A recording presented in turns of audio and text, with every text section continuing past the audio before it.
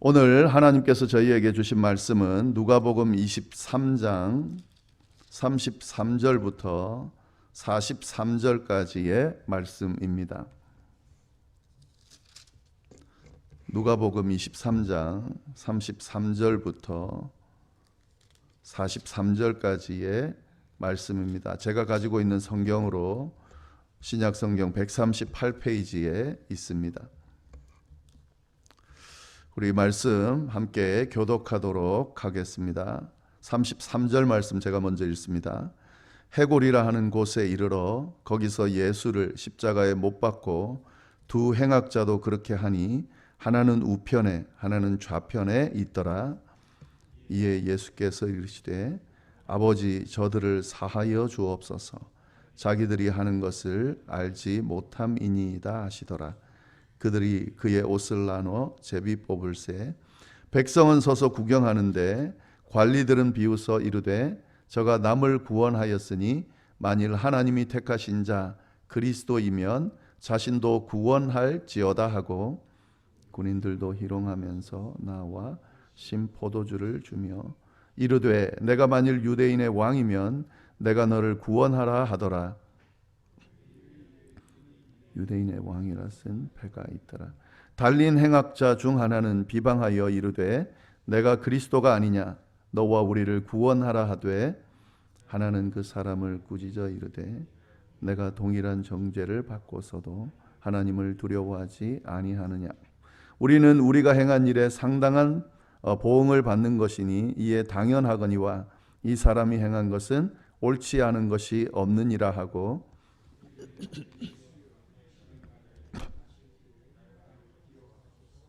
다 같이 읽겠습니다. 예수께서 이르시되 내가 진실로 내게 이르노니 오늘 내가 나와 함께 낙원에 있으리라 하시니라. 아멘. 네, 오늘 본문 말씀 우리가 지금 예수님의 그 십자가의 고난 받으시는 과정 쭉 우리가 누가복음을 통해서 살펴보고 있는데요.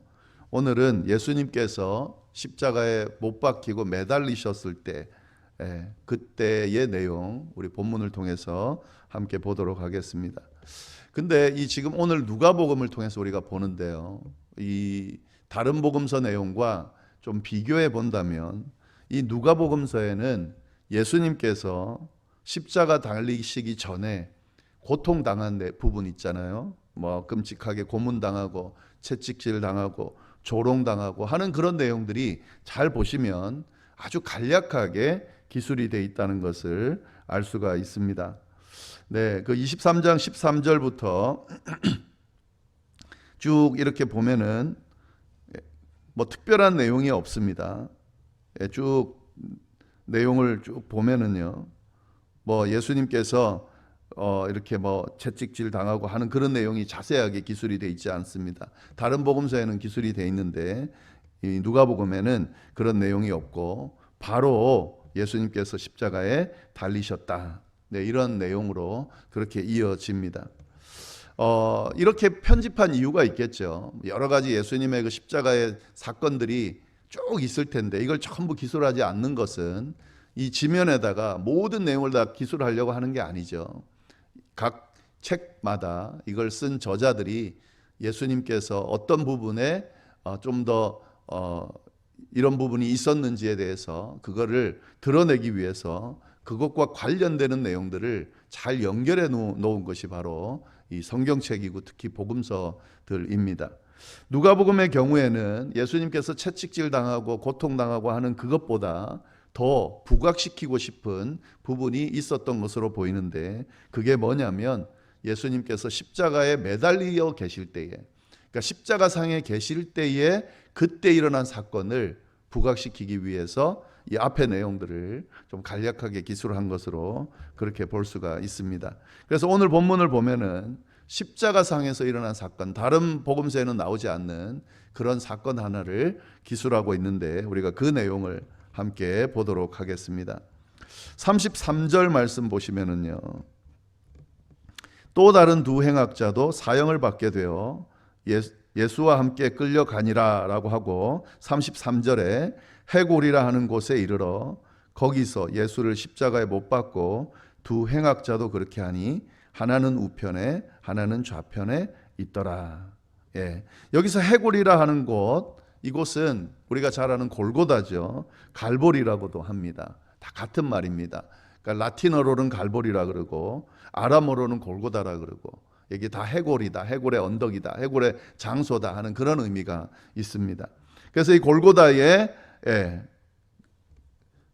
라는 곳에 이르러서 거기서 예수님이 십자가에 못 박혔다 하는 내용이고요. 근데 그때 예수님이 십자가에 못 박힐 때 행악자 2명, 행악자는 죄수를 이야기하죠. 죄수 2명도 함께 십자가에 못 박혔다. 예수님이 가운데 못 박히고 그 다음에 나머지 둘은 양쪽에 못 박혔다라는 내용을 지금 기술하고 있습니다.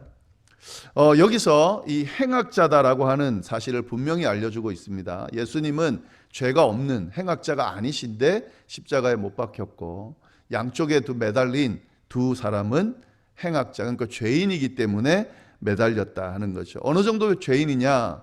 십자가에 못 박혔다는 것만으로도 이 사람이 얼마나 심각한 죄를 지었는지를 알 수가 있습니다. 가장 극형한 그 형벌이 바로 십자가인데, 죄질이 제일 안 좋은 그런 사람들을 벌할 때에 십자가를 지는 걸 보면 이 두 사람은 아주 악질 죄인들이었다는 것을 알 수 있는데, 예수님 주변에 이 악질 죄인 2명이 함께 못 박혔다 하는 내용이 있습니다. 예수님이 마지막 시간에 누구와 함께 있었는가? 이 죄수들과 함께 있었다. 그 사실을 우리가 좀 주목할 필요가 있습니다. 예수님의 마지막 숨을 거두기 순간 그와 함께 있었던 사람은 악질의 죄인들이었다. 그래서 십자가에 죽음을 당할 수밖에 없는 죄인들이었다. 예수님은 이 죄수들과 함께 마지막 시간을 보내고 있었다 하는 거죠. 그런데 우리가 이 내용을 쭉 보면은요, 예수님이 죄인들과 함께 있었다, 마지막 순간을, 이렇게 볼 수도 있는데, 사실은 다른 관점으로도 이 말씀을 볼 수가 있습니다. 이 죄수들이 마지막 순간에 누구와 함께 있었나? 누구와 함께 있었습니까? 예수님과 함께 있었다 하는 거죠. 오늘은 이 관점으로 오늘 본문 말씀을 좀 보려고 합니다. 예수님이 마지막 죽음의 순간에 죄수들과 함께 있었다라는 관점이 아니라, 죄수들이, 극악한 죄수들이 십자가의 형벌을 받을 수밖에 없고 결국에는 죽을 수밖에 없는 죄수들이 마지막 순간에 누구와 함께 있었나? 예수님과 함께 있었다 하는 거죠. 이때 일어난 일을 우리가 좀 볼 필요가 있습니다. 마지막 죽음이 임박한 순간에 예수님과 함께 시간을 보내는 이 두 죄인들이 예수님께 어떤 모습을 보이고 있고 그 모습으로 인해 어떤 결과가 주어지는지를 우리가 보려고 하는 거죠. 둘이 완전히 다른 모습을 보이고 있고요. 예수님께 다른 반응을 보이고 있고, 그로 인해서 그들의 결과가 완전히 달라지게 됐다라고 하는 부분을 우리가 중점적으로 좀 보도록 하겠습니다. 자, 예수님 옆에 있는 한 죄인의 모습을 보면은요, 39절 말씀입니다. 39절 말씀 우리 같이 한 목소리로 읽어보겠습니다. 시작.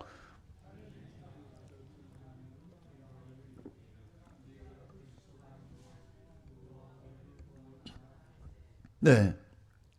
행악자 중 하나가 있는데요. 그 사람은 예수님을 어떻게 대했냐면은 비방하여, 그러면서 뭐라 그러냐면 내가 그리스도가 아니냐, 너와 우리를 구원하라.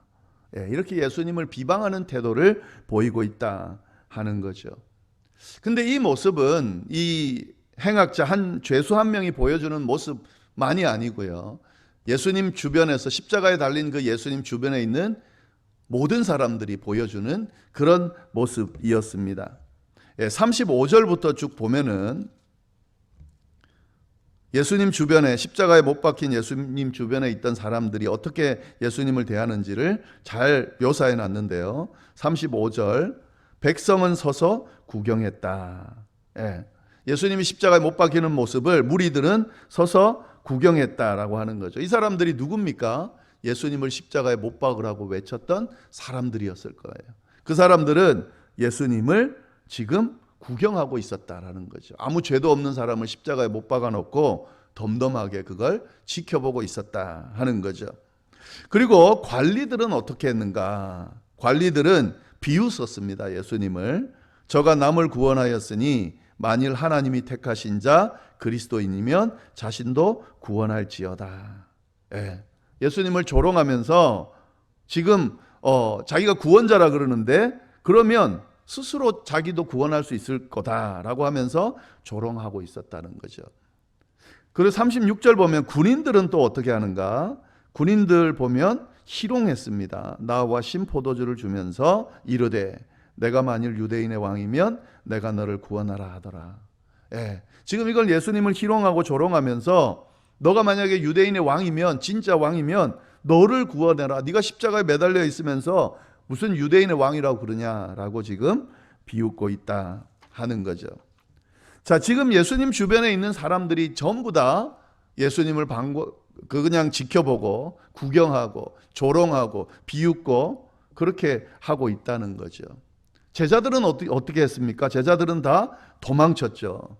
그러니까 예수님 주변에는 예수님을 비방하는 그런 사람들로 가득 차 있다는 거죠. 마찬가지로 예수님과 함께 매달린 죄수 한 명도 그들과 똑같은 모습으로 예수님을 조롱하고 비방하고 있다는 거죠. 그런데 이런 가운데 다른 한 죄수가 있다는 겁니다. 그 죄수는 완전히 다른 반응을 보이고 있습니다. 40절 말씀 보시면은요. 하나는 그 사람을 꾸짖어 이르되 내가 동일한 정죄를 받고서도 하나님을 두려워하지 아니하느냐. 예. 다른 한 죄수는 예수님을 조롱하는 그 죄수를 보면서 야단을 친다는 겁니다. 너가 지금 동일한 정죄를 받고서도 하나님을 두려워하지 않느냐. 무슨 말이냐면 똑같은 십자가 처형을 받고 있으면서 넌 하나님이 두렵지 않느냐 라고 그렇게 이야기합니다. 그러면서 뭐라고 고백하냐면요 41절 우리가 행한 일에 상당한 보응을 받는 것이니 이에 당연하거니와 이 사람이 행한 것은 옳지 않은 것이 없느니라. 예. 우리가 저지른 죄 때문에 마땅히 지금 벌을 받아서 십자가에서 죽음을 맞이하고 있지만 이분은 잘못한 일이 없다. 이렇게 지금 분명하게 이야기하고 있습니다. 잘못한 것이 없는 이 분을 조롱하는 것은 잘못됐다라고 지금 분명하게 이야기하고 있습니다. 극명한 반응을 보이죠. 한 사람은 예수님을 조롱하고 비방하면서 다른 사람들과 여느 사람들과 다를 바 없이 예수님을 비웃습니다. 그러나 한 사람은 그렇지 않다는 거죠.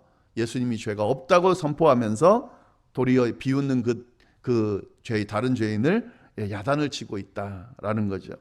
그러면서 예수님께 간구를 합니다. 42절 말씀. 이르되 예수여 당신의 나라에 임하실 때 나를 기억하소서. 예, 참 드라마틱한 간구죠. 죽음 직전에 이제 곧 죽을 건데 십자가에 달려 있으면서 고통 가운데 있으면서 마지막 희망을 거는 그런 구원을 요청하고 있다는 거죠. 이 예수라는 사람은 나를 구원할 수 있을 거라고 지금 생각을 하고 있는 거죠.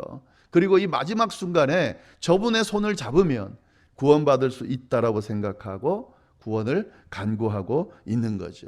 이에 대해서 예수님께서 어떻게 반응하십니까? 43절 보시면 예수께서 이르시되 내가 진실로 내게 이르노니 오늘 내가 나와 함께 낙원에 있으리라 하시니라.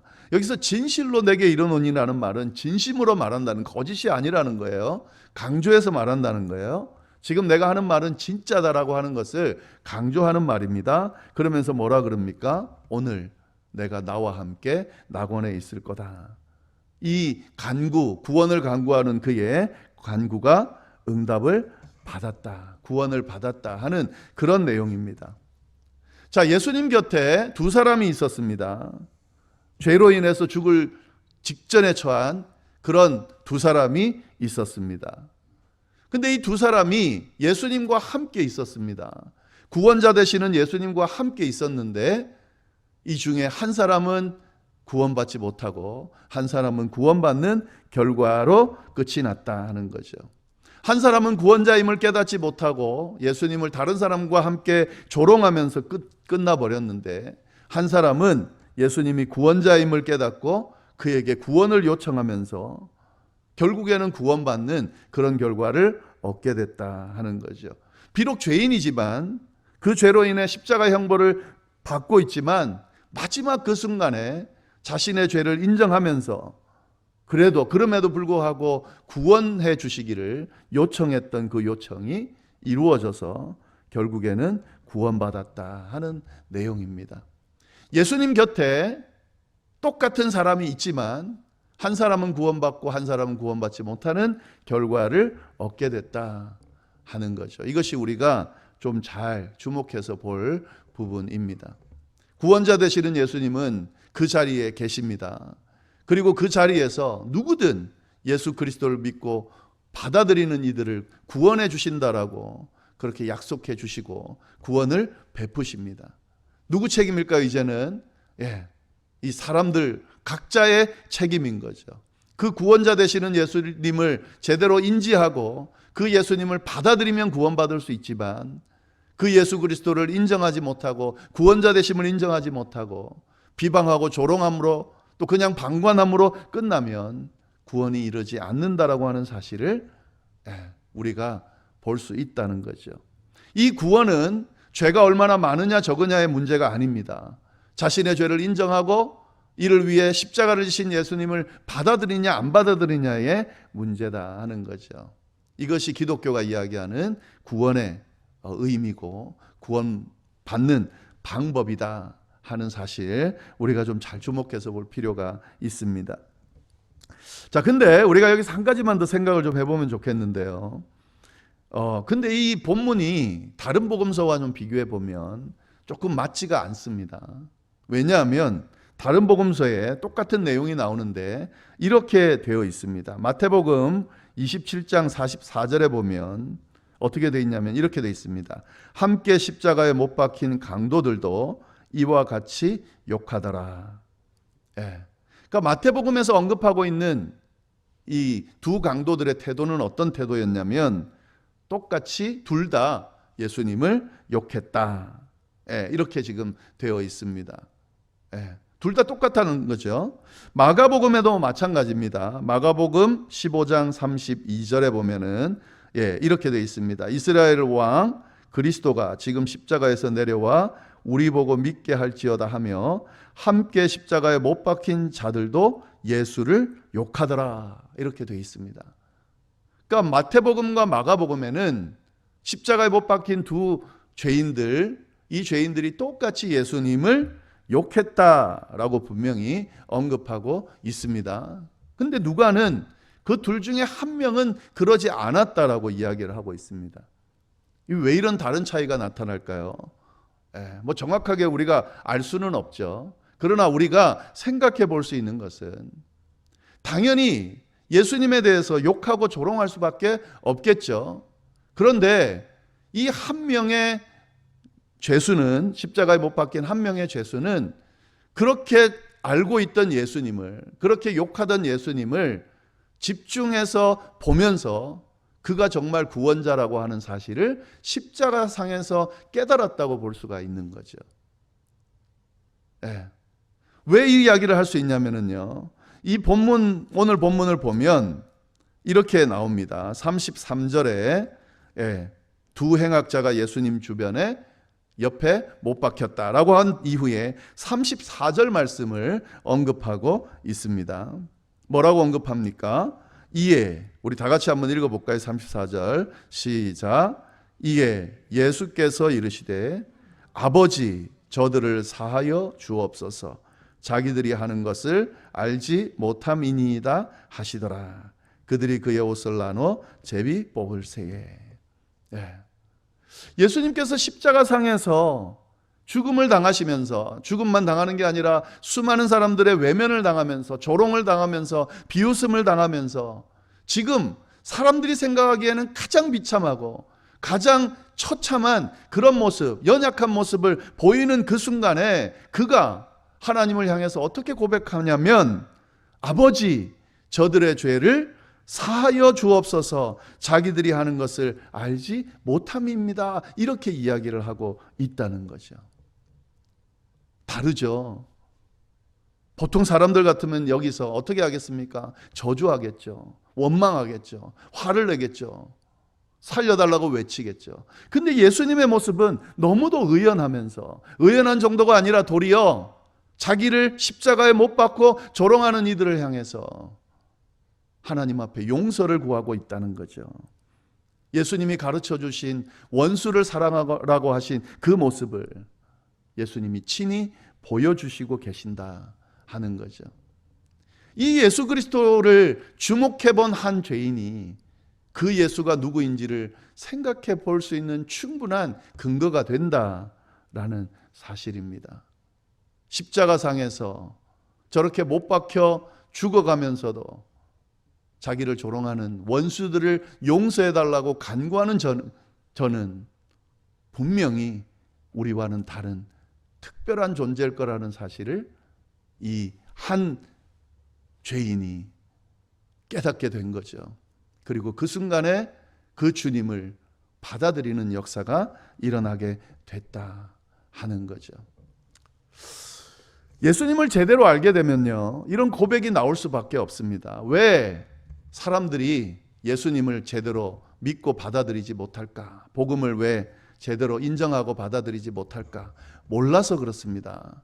대부분의 사람들은 관심이 없고 제대로 보려 하지 않습니다. 예수님을 알려 하지 않고요, 복음을 알려 하지 않고 자꾸 다른 것들에 시선을 뺏기고 그것들로 예수를 또 복음을 판단하려 하기 때문에 예수님을 제대로 알고 받아들이지 못하게 되는 겁니다. 수많은 사람들이 이야기하는 것에 현혹이 돼서요, 복음을 또 기독교를 또 예수님을 왜곡하는 이야기들에 현혹된 상태로는 절대로 예수님을 제대로 알 수도, 예수님이 구원자라는 사실을 깨닫지도, 또 그에게 구원의 은혜를 베풀어 달라고 간구하지도 못한다 하는 거죠. 그러나 예수님을 제대로 알면 그분이 누구신지 충분히 알 수 있습니다. 그분이 누구신지 알게 되면 나를 구원할 구원자라는 걸 알게 되고 그분에게 손을 내밀 수 있게 된다라고 하는 거죠.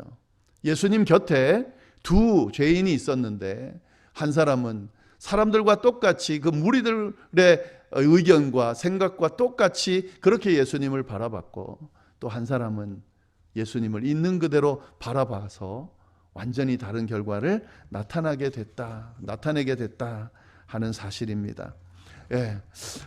우리도 마찬가지입니다. 우리도 늘 예수님 곁에 있죠. 우리가 예수님을 더 알면 알수록 예수님에 대한 우리의 태도가 달라지게 돼 있습니다. 그러나 그 예수님이 아니라 자꾸 주변에 이 세상 흐름에 휩쓸려서 자꾸 예수님을 보고 기독교를 보고 신앙을 보면 흔들릴 수밖에 없고 왜곡될 수밖에 없다는 사실을 우리가 잘 깨달으면서 주님을 바라보고 주님에 대해서 알아가려고 하고 주님의 발자취를 따라가고 주님께서 걸어가신 십자가의 길을 따르는 우리의 삶이, 우리의 여정이 다 될 수 있기를 바랍니다. 그래서 베풀어 주신 그 은혜들을 직접 경험하면서 이런 은혜가 있구나, 그렇게 누리면서 살아가는 우리의 남은 여생이 될 수 있기를 간절히 바랍니다. 기도하겠습니다. 하나님 아버지, 참으로 감사합니다. 또 귀한 말씀으로 우리를 또 깨닫게 해주시고 우리가 어떤 태도로 주님을 바라보고 또 주님을 따라가야 하는지 알려주셔서 감사합니다. 똑같이 예수님 곁에 있었지만 한 명은 예수님을 제대로 알고 구원의 자리에 이르게 됐지만 한 명은 예수님을 알지도 못하고 도리어 조롱하면서 멸망의 길로 그렇게 치닫게 되는 것을 보면서 우리는 어떤 길을 따라가야 할지 주님 명확하게 알고 주여 정말 구원에 이르는 길, 예수님을 통해 주어지는 은혜를 경험하는 길을 따라가는 우리의 삶이 될 수 있도록 주여 인도하여 주옵소서.